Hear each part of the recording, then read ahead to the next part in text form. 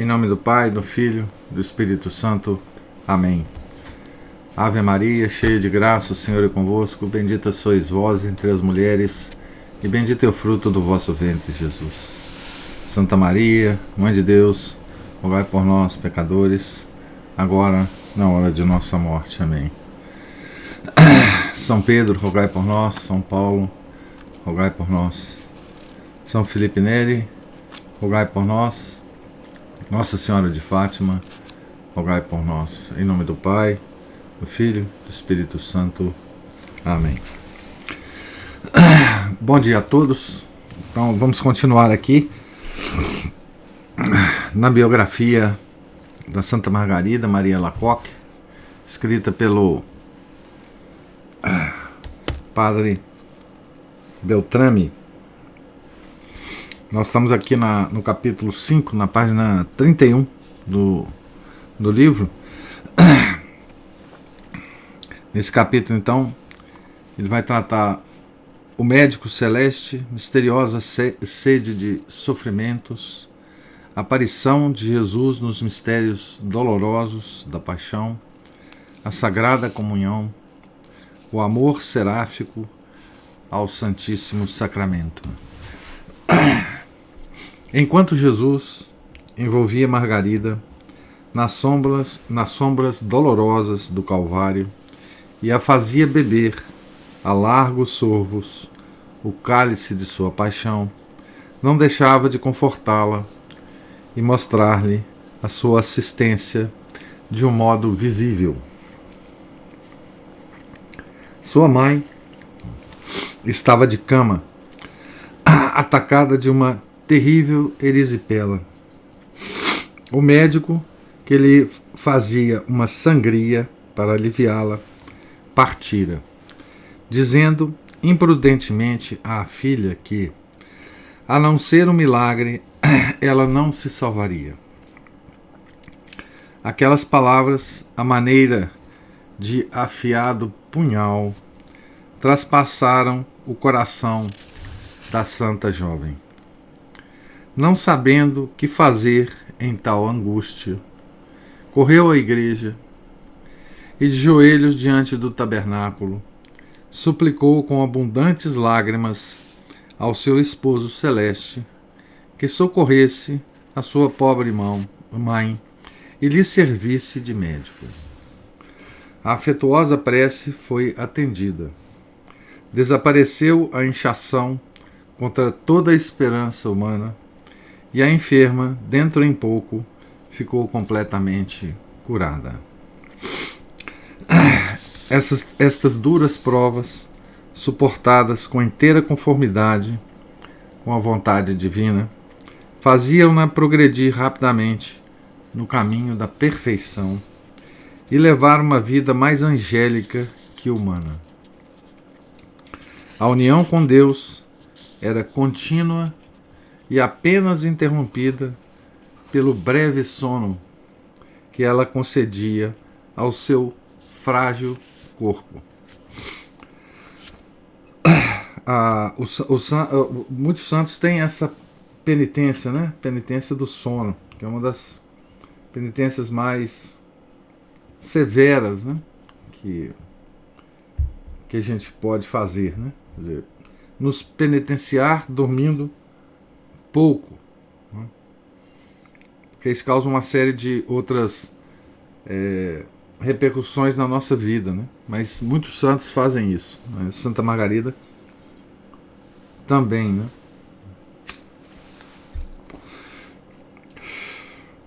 E ela tinha um corpo também frágil, né? O seu amor aos sofrimentos e às humilhações era insaciável. Tinha apenas 15 anos de idade e já se entregava a incríveis penitências e macerações. Seu irmão Crisóstomo, no processo de canonização da santa, testemunhou que ela se cingia de correntes de ferro e cilícios que se lhe enterravam na carne, causando-lhe incríveis dores, que jejuava rigorosamente. Deitava-se sobre duras pranchas, quando não passava a noite inteira em oração e doces colóquios com seu dileto Senhor. Jesus comunicava-lhe aquela misteriosa sede de sofrimentos que o abrasou durante a sua vida mortal e que o impeliu a expirar pregado na cruz no alto do Calvário. Sofrer é uma flor que só na terra germina.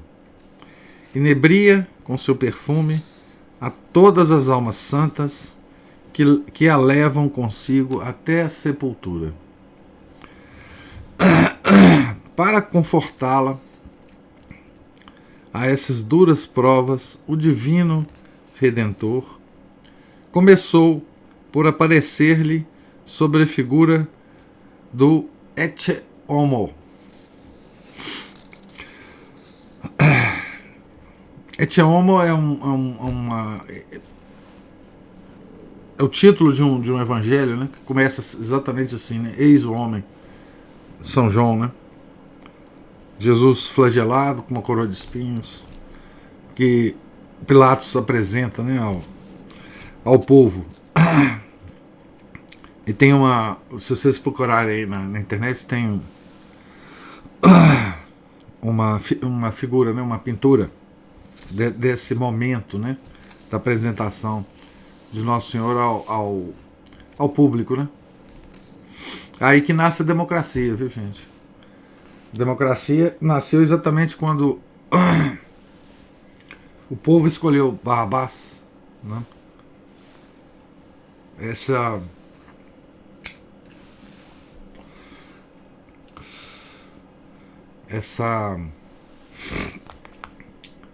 slogan, né, da Revolução Francesa, todo o poder vem do povo, né? Soberania popular, que é muito comum. A soberania popular, ela nasceu assim, com o povo escolhendo Barrabás e mandando crucificar Nosso Senhor Jesus Cristo. Essa é a base da nossa democracia moderna, né? O seu esposo divino, o mais belo dentre os filhos dos homens, com a cabeça coroada de agudos espinhos, o semblante a escorrer sangue, as mãos atadas, como um malfeitor, e o corpo todo pisado e chagado pelos açoites, fitando-a amorosamente com as pupilas lânguidas, ateava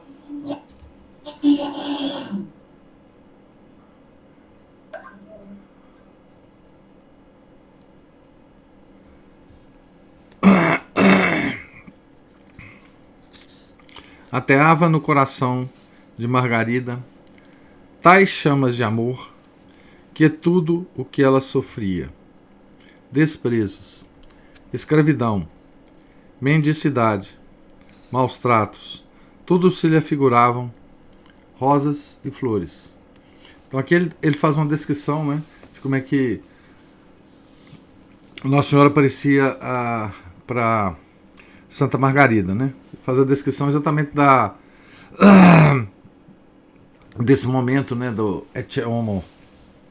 Aliás, o Nietzsche também tem uma obra com esse nome, né?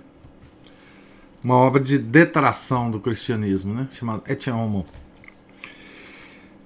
Outras vezes, Jesus mostrava-se-lhe no alto do Gólgota, pregado na cruz, desfigurado pelos sofrimentos, com a ferida do costado aberta, ou lhe aparecia curvo, ofegante sob o peso da cruz, a galgar o caminho sangrento do Calvário. A essa vista, ela não se podia conter e pedia ao seu amado Redentor que a associasse aos seus sofrimentos, que lhe enterrasse na cabeça a sua coroa de espinhos, que lhe traspassasse as mãos e os pés com os cravos e concedendo-lhe a mercê de que fora digno, o Cirineu lhe pusesse a sua cruz às costas. Assim, nós vamos ainda no futuro ler a biografia de uma outra santa, né, que se associou aos sofrimentos de Nosso Senhor na paixão e de forma sensível, né? Assim também foi a Santa Gema Galgani. Assim também a Santa Margarida vai se associar a esses sofrimentos por permissão de Nosso Senhor. Com mais afetuoso empenho, redobrava as carícias e as provas de estima às pessoas que a afligiam. Prestava-lhes todos os serviços que podia, rezava por elas, chamava-lhes verdadeiros amigos da sua alma. Aquelas pessoas que tomavam conta da casa dela, né, depois da morte do pai, né, que transformou a família dela em escrava, né, na casa. Tal a árvore do incenso que balsamiza e perfuma, o machado que afere e derruba, ou o cordeiro que lambe afetuosamente as mãos do que o leva ao matadouro. As aparições de Jesus nos mistérios dolorosos da sua paixão eram frequentes. E tanto mais quanto mais cruéis eram as tribulações de Margarida. Esta nada estranhava, supondo na sua simplicidade que também as outras suas companheiras gozassem os mesmos favores. Quando tinha algum tempo disponível, corria, ou melhor, voava à igreja em procura do seu dileto esposo e se aproximava o mais que podia do altar para lhe ouvir as palpitações de amor e saciar-se, qual corça sequiosa, com as cristalinas águas que jorravam do santo tabernáculo. Então ela queria estar mais fisicamente próxima do tabernáculo.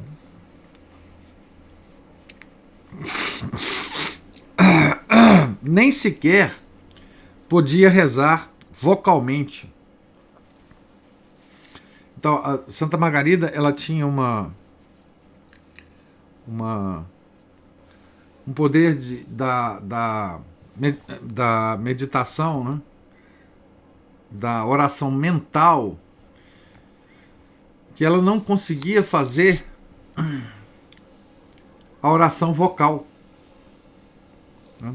Ela já entrava diretamente na oração mental, né? Nem sequer podia rezar vocalmente. Ela não tinha tempo de rezar uma Ave Maria, por exemplo, né? Um Pai Nosso. Porque Jesus logo a arrebatava em contemplação e a introduzia na mística cela do seu amor, inebriando-a das alegrias inefáveis que fazem esquecer a terra e os sofrimentos. Lá, aos pés do altar, passaria os dias e as noites, esquecidas do alimento e do sono, consumindo-se como círio aceso, a fim de pagar ao Rei da Glória amor com amor. Tinha uma santa inveja daquelas almas felizes que podiam ir à igreja à sua vontade e aproximar-se muitas vezes da mesa angélica. As pessoas que tiranizavam na família nem sempre lhe permitiam seguir os transportes seráficos do seu amor e saciar-se com o pão dos anjos. A pia virgenzinha, por mais que se esforçasse em captar-lhes a estima, a fim de obter a licença de frequentar a igreja, nada conseguia. Então os parentes, né, que tomaram o controle da casa dela, raramente permitia que ela fosse à igreja, né? Então ela aproveitava alguns momentos, né, para ir. Mas o amor, quanto mais é contrariado, mais se acende e inflama. Poderão, porventura, as águas, ainda mais turbinosas, extinguir o incêndio de caridade? Margarida, impedida de ir à igreja, escondia-se em algum recanto da casa para expandir o seu coração em lágrimas e preces. Havia um lugar predileto onde, de preferência, se refugiava. Era no fundo do quintal, onde avultava uma grande pedra, formando como terraço. Dali podia ver a igreja, pouco distante, situada em terreno mais elevado. Alongava o seu olhar ávido em direção do tabernáculo em que morava o seu Jesus, despojado de glória e abandonado dos homens. Convidava então o seu anjo da guarda a apresentar-lhe as homenagens, os protestos do seu amor e prostrar-se em seu lugar diante do altar sagrado. Essa coisa de ver a igreja ao longe, né, e participar de alguma forma dos mistérios do sacrifício do Nosso Senhor, aconteceu também com outros santos, né?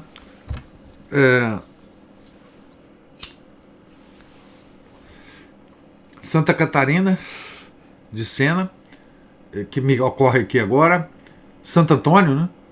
Santo Antônio de Lisboa. Também acontecia isso com esses santos, né? Ao cair da noite, podia-se divisar, através das vidraças, a luz pálida da lâmpada que ardia diante do tabernáculo, símbolo da ardente chama que se consome no seio de Jesus e, com a sua luz bruxuleante, parece convidar o coração dos homens a palpitar de amor pelo divino prisioneiro do altar. Àquela vista, Margarida sentia inflamar-se-lhe o coração de ardente amor.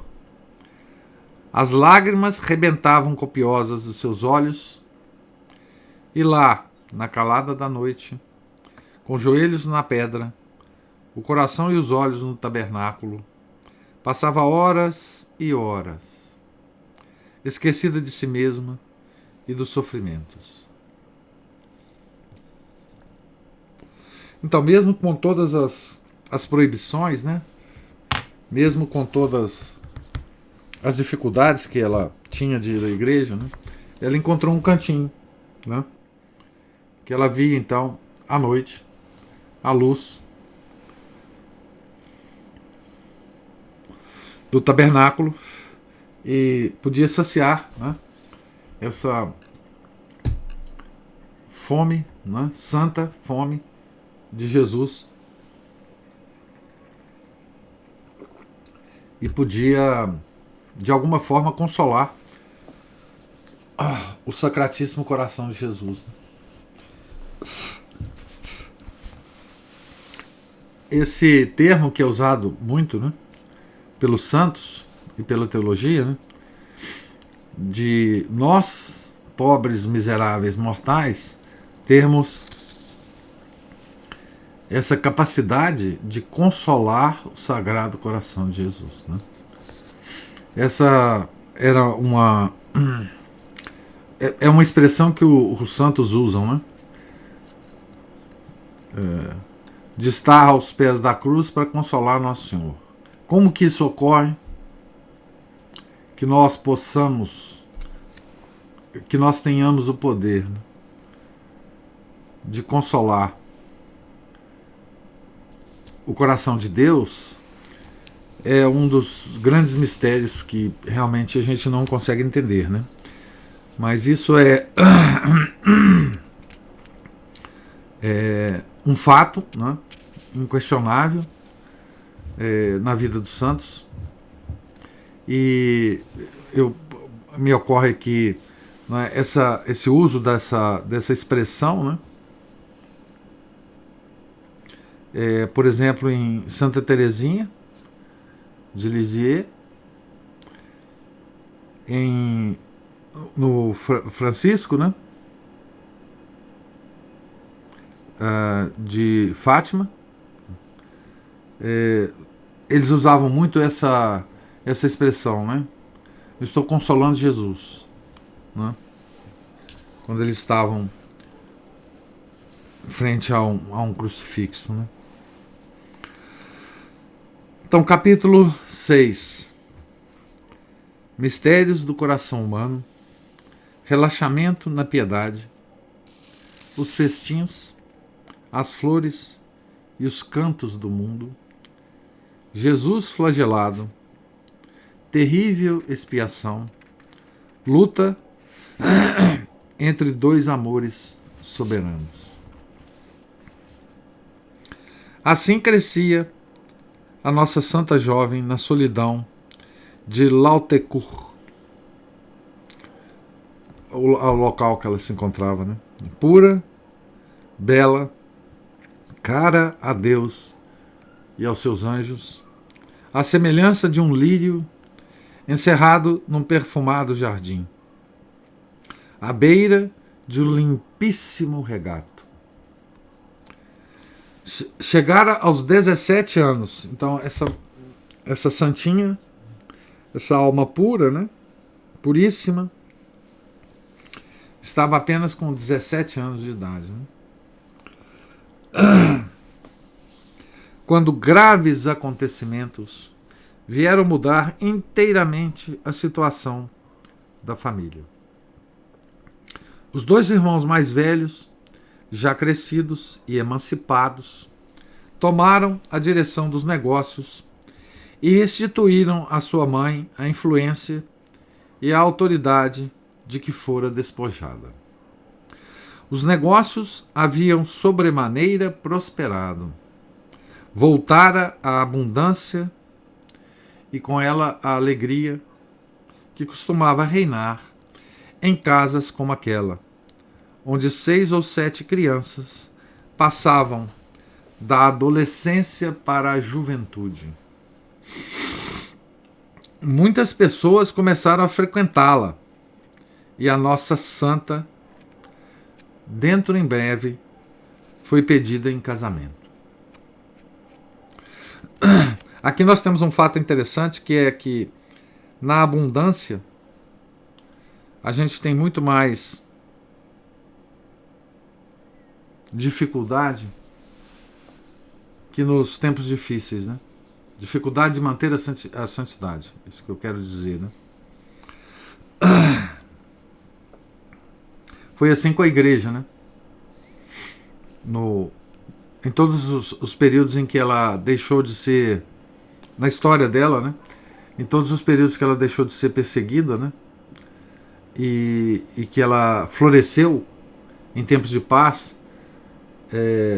esses tempos cobraram da igreja coisas, foram apresentadas à igreja tentações muito fortes, né? Em alguns casos maiores até do que aqueles períodos em que a igreja era martirizada, perseguida, etc, etc, etc. Então aqui também é a mesma coisa, né? A família melhorou, ela saiu daquela situação de escrava dos parentes, etc. Os irmãos tomaram o controle da casa e aconteceu o que vai ser narrado aqui, né? Então muitas pessoas começaram a frequentar a casa, né? E a nossa santa dentro em breve, foi pedido em casamento. Quão profundos e imperscrutáveis são os mistérios do coração humano. Margarida, que se conservara forte no meio das mais terríveis provações e que até do próprio infortúnio tirava novas energias para percorrer os caminhos da santidade, Margarida, que amava os desprezos e as humilhações, para se assemelhar ao seu celeste esposo, agora que o Senhor a alivia da cruz de tantos anos, começa de arrefecer e declinar da sublime altura da perfeição a que havia atingido. Margarida, hein? Já dissemos que a dor é o aguilhão de ouro que nos impele para a pátria celeste. Quando os sofrimentos deixam de estimular o coração, nós, esquecidos do céu, nos detemos nas coisas caducas da terra e ali mendigarmos consolações. Isso que eu acabei de falar, né?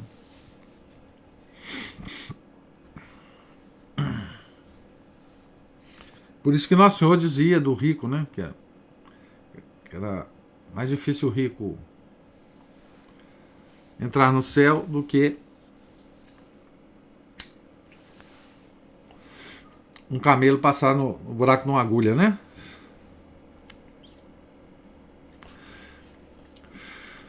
É exatamente isso a que Jesus se referia, né? A boa vida amolece o corpo e endurece o coração, né?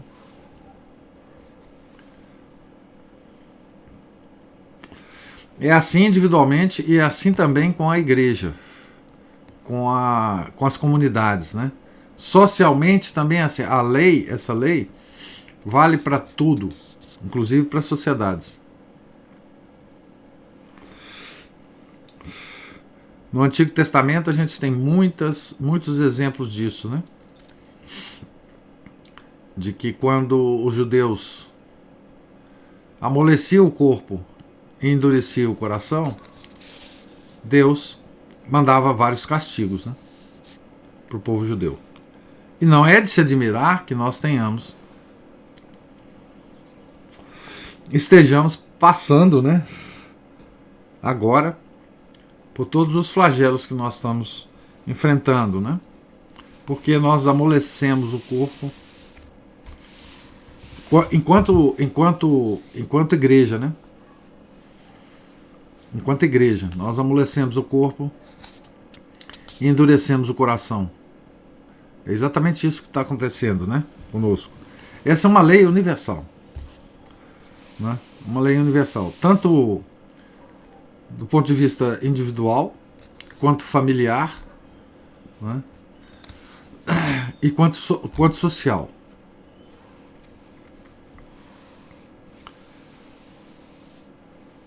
Olha como é que o padre Beltrame agora entra nessa grande discussão, né?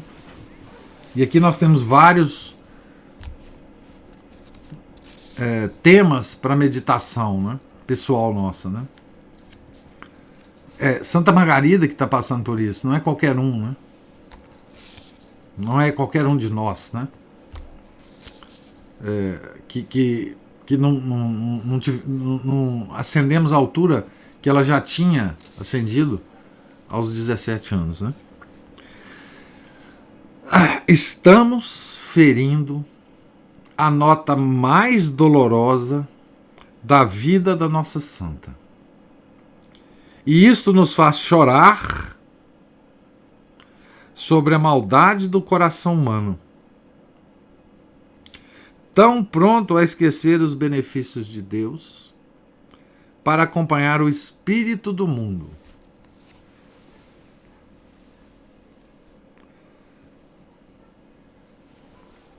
Então, é muito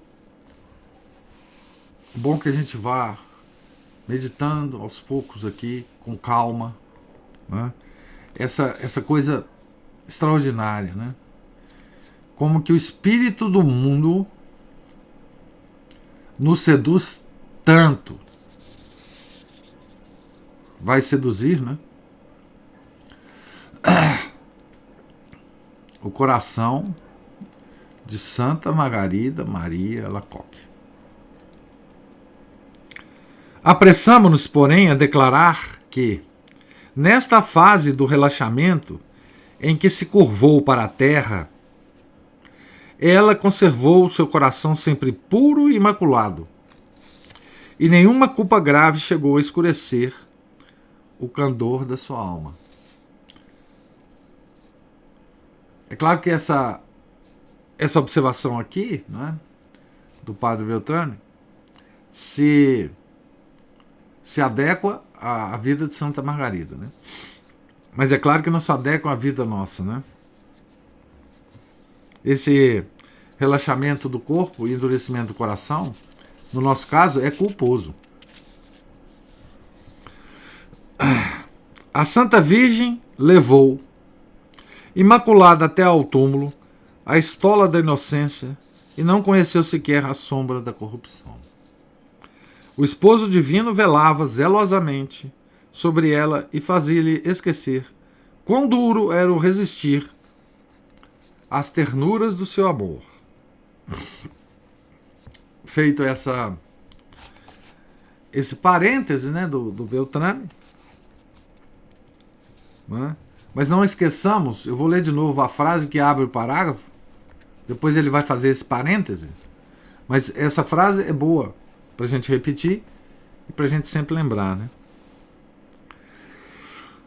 Estamos ferindo a nota mais dolorosa da vida da nossa santa, e isso nos faz chorar sobre a maldade do coração humano, tão pronto a esquecer os benefícios de Deus para acompanhar o espírito do mundo. No meio das alegres companhias, nas reuniões e festas mundanas, Jesus dardejava-lhe tão ardentes setas de amor que lhe penetravam o coração e lhe intoxicavam todo o prazer. E quando ela voltava à casa, fazia-lhe ouvir no silêncio do seu quarto amargas queixas, lançando-lhe em rosto a sua ingratidão. Margarida, cheia de dor, prostrava-se então, com a face em terra, e depois, lançando mão da disciplina, desapiedadamente se flagelava até derramar sangue. Apesar destas lutas, ela voltava novamente às suas vaidades. Fascinada pelos aplausos do mundo, coroava-se com as flores da terra, que apenas duram um dia e deixam após si os mais pungentes espinhos. Então, ela tirava, né, dessas ocasiões, enquanto elas estavam ocorrendo, né, certo prazer. Né? Numa noite de carnaval, vestiu-se luxuosamente para tomar parte num festim, ao qual muitas das suas companheiras a haviam convidado. De volta, quando estava para se deitar, apareceu-lhe Jesus no mistério doloroso da sua flagelação. Todo desfigurado pelos açoites, com o corpo ensanguentado, o semblante pálido e macilento, os lábios crestados pela sede e os divinos olhos cheios de lágrimas. E, depois de a haver fitado com olhar severo, vai dizer o seguinte: filha cruel, vê a que estado me reduziram as tuas vaidades. Tu estás perdendo um tempo infinitamente precioso de que deverás prestar rigorosas contas. Atraiçoas-me e me persegues, depois de eu te haver dado tantas provas do meu amor.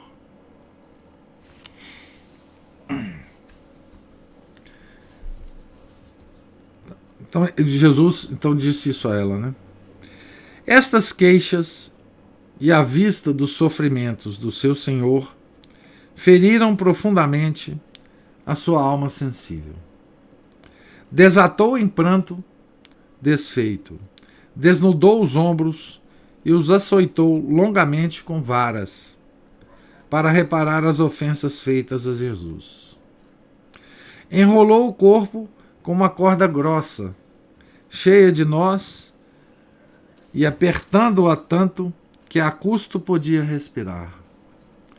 Quando quis tirá-la, teve que sofrer dores atrozes, porque ela lhe tinha amolgado profundamente a epiderme. Cingiu igualmente os braços com correntes de ferro, que preparou um leito com paus nodosos para se torturar até mesmo durante o sono. Não se podem descrever todas as penitências que fez em expiação do seu grande pecado, como ela chamava nas suas memórias a vaidade de ter tomado parte naquela festa carnavalesca. E, no entanto, ainda borrifada do sangue das disciplinas e banhada em lágrimas de arrependimento, não podia resolver-se a romper de vez com o mundo e os prazeres. Então, gente, olha a tentação que passou Santa Margarida, né? Em relação ao que o padre Beltrame chama de o espírito do mundo, né? O espírito do mundo. O mundo, esse mundo aqui, cujo príncipe é Satanás, não é um mundo criado, né? É o mundo cultural, tá certo? Não é o mundo das criaturas, né? Esse mundo, ele não é mau, né? O que é mau é esse mundo aqui, esse que estava atraindo Santa Margarida. Esse mundo da sociedade, esse mundo criado pelo homem, né? Não é a ordem natural criada por Deus que é má. Não é a esse mundo que o Evangelho se refere, né? Que é nosso inimigo, cujo príncipe é Satanás. O príncipe é Satanás do mundo, da cultura, da sociedade, o mundo que nos atrai. O espírito deste mundo é que é nosso inimigo, né? É muito bom a gente distinguir esse mundo que está a atrair Santa Margarida, né? E que fez o mesmo com vários outros santos, né? Santa Teresa também passa por essa tentação, né? E nós nem precisamos falar, né?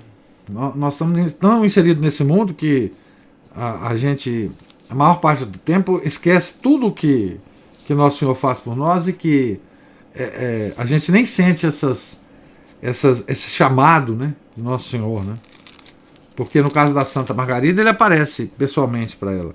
No nosso caso ele usa as causas segundas para nos atrair. Mas essas causas segundas são absolutamente invisíveis para nós. Nós não temos. A nossa sintonia é com o mundo. Não é? Nós não temos nenhuma sintonia com essa. Mas Santa Margarida, já tendo conhecido, né, Nosso Senhor tão profundamente, os sofrimentos dele, ainda assim, olha como é que é a mancha do pecado original, né? Ainda assim, ainda com todas as consolações que ela, durante esses 17 anos de vida, ela tinha recebido de Nosso Senhor, né? Além de ver Nosso Senhor, esse relacionamento tão amoroso entre ela e Nosso Senhor, ainda assim o mundo a atraía, né? Esse mundo que é regido por Satanás, né? Outra luta, porém, bem mais terrível, teve que enfrentar.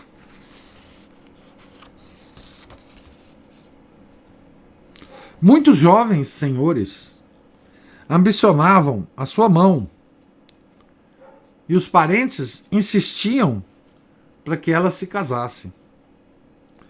Sua mãe instava ainda mais, porque esperava assim ir morar com ela e melhorar de sorte, pois ainda sofria muitas tribulações. E como Margarida, recordando o seu voto, se opusesse, o voto de castidade, né? Sua mãe suplicava-lhe com lágrimas nos olhos que não a abandonasse, pois ainda carecia de seus serviços, e nela, unicamente, concentrava todas as suas esperanças e consolações. Imagina a pressão que Santa Margarida sentia, né?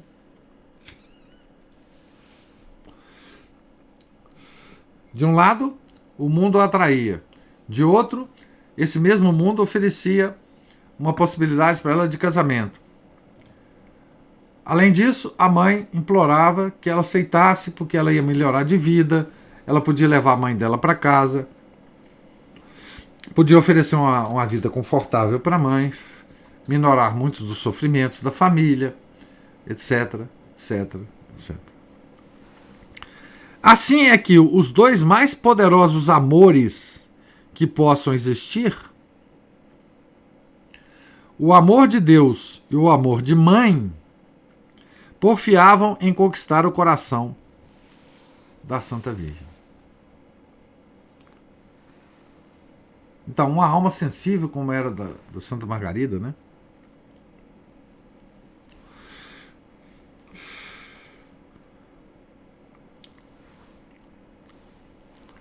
Uma mãe pedindo a ela, né,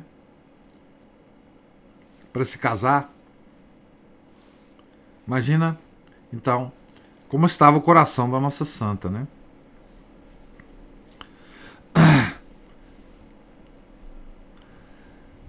Agora, um trecho das memórias dela, né?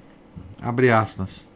Meu Deus, só vós fostes testemunha da longa duração e crueza da luta que experimentei. Sem um auxílio extraordinário da vossa misericórdia, teria certamente desfalecido. O demônio valia-se da ternura e do amor que eu dedicava à minha mãe e fazia-me ver constantemente as lágrimas que ela derramava, mostrando-me que, se eu me fizesse religiosa, ela morreria de aflição. Isso me causava um tormento insuportável, porque ambas nos amávamos tão ternamente que não podíamos viver separadas uma da outra. Por outro lado, o desejo de ser religiosa, unido ao horror com que eu detestava toda sorte de impureza não me davam tréguas. Era um martírio. Eu não podia descansar. Desfazia-me em lágrimas.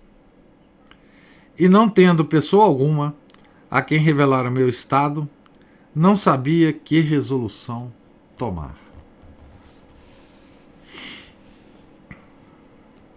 Por fim, a ternura materna começava a avantajar-se. Margarida pôs-se a examinar o voto que fizera. Era ainda muito pequenina.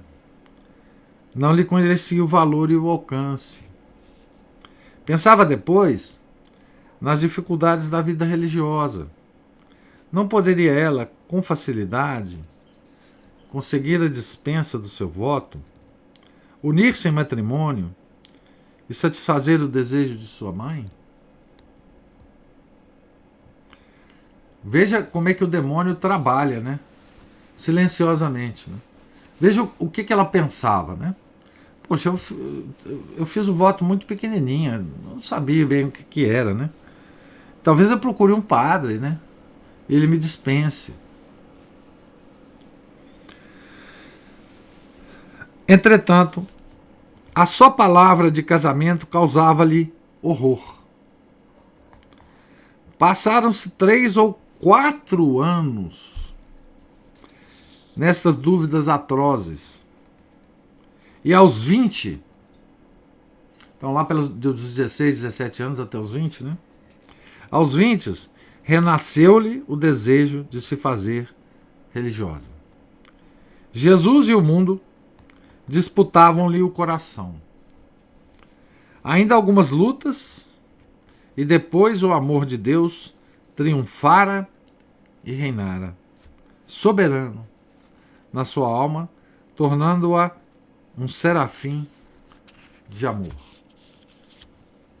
Então, meditemos bem, então, nesse capítulo, né? Nós lemos o capítulo 6, né? Como que o espírito do mundo usa, né, do pecado original, todas as nossas más tendências, né, para nos escravizar, né, para amolecer o nosso corpo e endurecer o nosso coração. Né. Tentou fazer isso com Santa Margarida, com várias santas, né, obviamente, mas aqui a Santa Margarida, digamos assim, ela acena pelo menos, né, a esse mundo, sem cometer pecado, como o padre Beltrame falou, né? Mas ela de alguma forma acena a essa sedução, né? Acena a essa sedução. Depois de tanta coisa ter acontecido na vida dela, em termos da sua aproximação com o Nosso Senhor, do sofrimento do Nosso Senhor, mesmo assim, essa alma, não é? Como talvez para dar para nós o exemplo, né, da sedução do mundo, ela, digamos assim, ela olha com um certo olhar de um certo desejo, né, digamos assim, para esse mundo, né? O mundo das festas, o mundo do casamento, o mundo do bem-estar, né, físico, o mundo, esse mundo que nos atrai tanto, né, que nós somos escravos deles, né? Certo? Então, vamos parar por hoje a leitura aqui. Eu estou na página 38, no final do capítulo 7, e para iniciar, desculpe, no final do capítulo 6, para iniciar o capítulo 7. Né? E pergunto se algum de vocês tem algum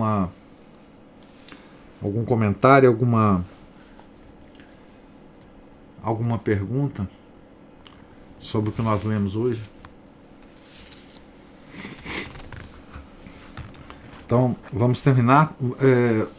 Deus lhes pague a presença, paciência, e tenham todos um santo dia, que é o dia de São Pedro e São Paulo hoje, né? Em nome do Pai, do Filho e do Espírito Santo. Amém. Ave Maria, cheia de graça, o Senhor é convosco. Bendita sois vós entre as mulheres, e bendito é o fruto do vosso ventre, Jesus.